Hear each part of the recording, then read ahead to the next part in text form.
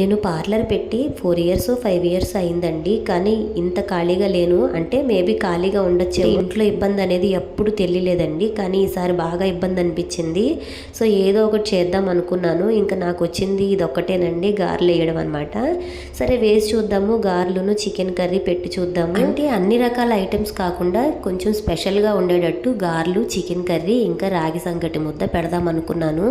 సరే వేసి చూద్దాము ఎలా ఉంటుందా అని చెప్పి ఈరోజైతే ట్రై చేశాను అనమాట. నేను పర్టికులర్గా ఇదే బిజినెస్ చేయడానికి 2 కారణాలు ఉన్నాయండి. ఇంకా వేరే ఏదైనా బిజినెస్ చేస్తే మనీ ఎక్కువ పెట్టాల్సి వస్తుంది, పెట్టుబడి.